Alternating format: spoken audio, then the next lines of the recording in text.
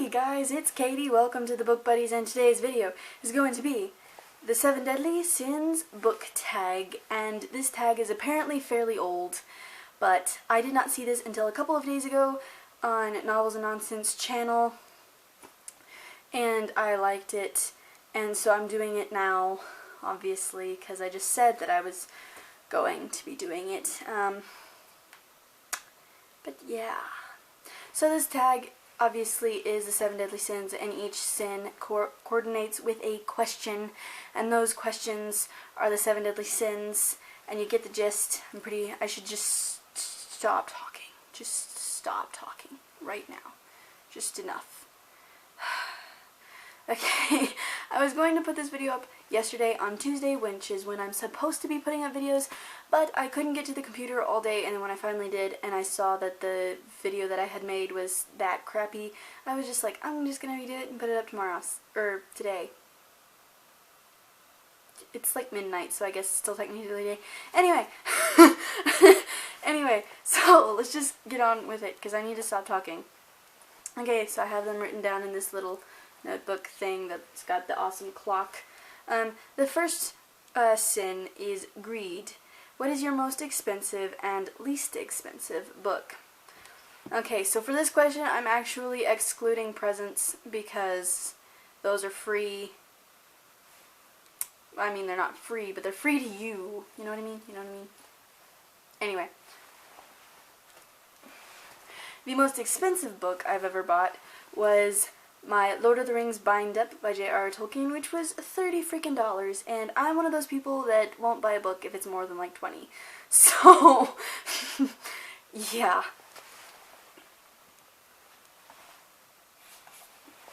And then the least expensive book I've ever bought, not including my book outlet orders, because I only buy books if I'm gonna off of the internet if I'm gonna get them for basically free, and it is Dr. Jekyll and Mr. Hyde by Robert Louis Stevenson. I got this book for 50 cents at Barnes & Noble. It was originally $3.95. I don't know why I got it for 50 cents, but I did, so, you know, that's pretty awesome. Go in. Why do my books never go in there? It's so small. Okay, the next one is wrath, sin number 2.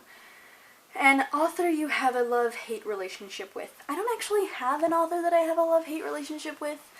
I don't think I do anyway.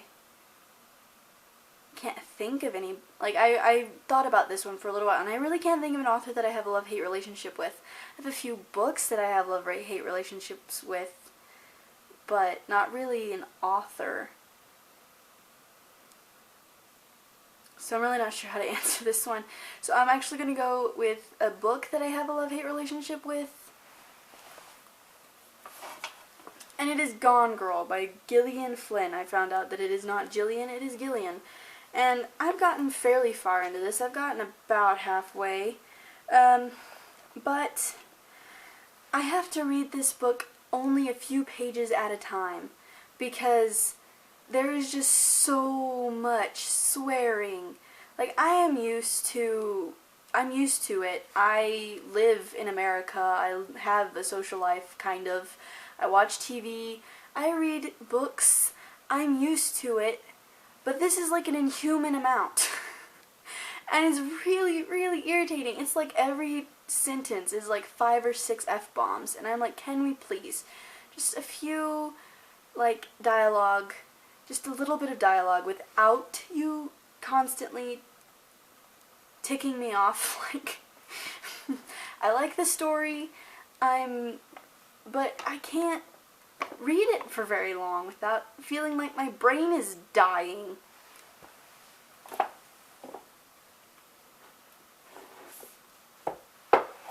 Okay, before I go into a full-blown rant, we're going on to the next one. And the next sin is sloth, and it is name a book you've been too lazy to read. I don't think that's the actual question, like that's the whole question, but that's what I wrote down, so it's the gist of the question. I have a lot of books that are like that I've just been too lazy to read, and series, so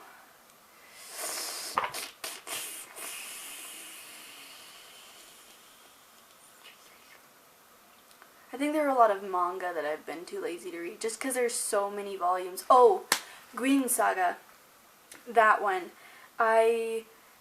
That story, I mean, I don't think it was originally a graphic novel series, but it's a graphic novel series, and it started in 1979, and it's still ongoing, and I watched the anime of it, and I really liked it, and I wanted to, like, keep going with it, and then I realized how long it was, and I was like, no. So that one's one that I'm just too lazy to even begin, because I'm like, that's just, no. That'd take way too long, and I'm not even sure all of them are in English. I'm pretty sure you can only get the first couple of volumes in English. So it's not even worth it. It's just, no.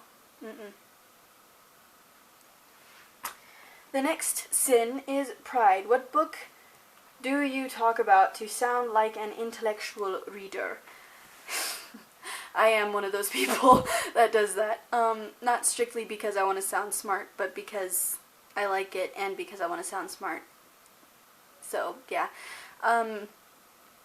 Well, The Lord of the Rings, I do that too. And since I've been reading the Silmarillion, I'm like, I read the Silmarillion, and it's, yeah. I am one of those people. I don't do that every time. That's not the only reason I talk about them. Or even always the reason that I talk about them at all. Like, I do genuinely enjoy them, and I do like to talk about them, but sometimes when I'm feeling dumb, I'm like, well, I've read The Lord of the Rings. I do that with Sherlock Holmes, too. I've read all of the Sherlock Holmes stories. Have you done that? I didn't think so. You probably have. I don't know. Sorry. Lust. Which attributes do you find attractive in male and female characters? Okay, honestly, I tend to not like female characters just because the books that I read, they're never very, like, really all that great a character. Like, I don't know what it is about them that I don't really enjoy as much, but I just don't like them as much. And male character kind of depends on the story. Like, for anime and manga, it's usually like the tsundere guy, which is like the bad guy that's actually really nice and stuff like that. But for books, this will always be my favorite character. It doesn't matter if he's only in it for a couple of paragraphs. He will end up being my favorite character, and it is the guy who's big, so like really tall and really brawny, or even chubby, but really tall, that is extremely powerful, like really, really, really, really strong, could totally kick the bad guy's butt at any point that he wants to, but is also like the sweetest creature ever that you just want to constantly hug, and is like and he's like always awkward. He's just really, really awkward.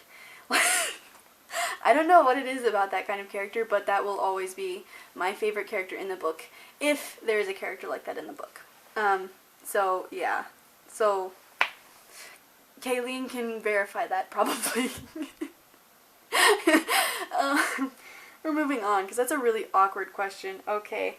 The last question, which is the last sin, so 7, is envy. What book would you most... I don't even know what I wrote.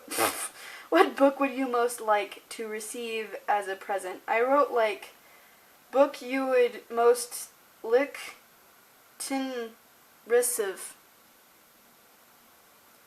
I was rushed in writing this. Anyway, there is actually a lot of those. I would love to get I would love to get the Kane Chronicles trilogy and the Heroes of Olympus series by Rick Riordan in hardback. I'd love to get those. Some manga. There's some manga. I'm not going to talk really about those, but like the next few Soul Eater volumes, or the next few D. Gray Man volumes. I want a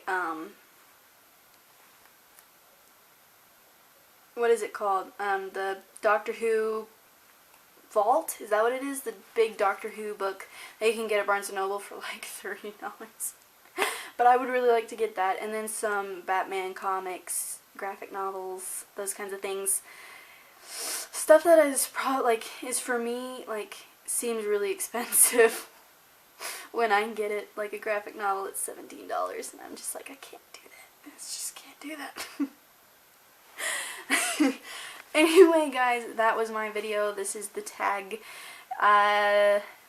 You want to do it, go right ahead, and if you do it, go ahead and tell me down below, because I'd love to watch. So, until next time, I don't know what I'm doing in the next one, because this was like kind of a last minute thing, this idea. But until next time, and all that jazz,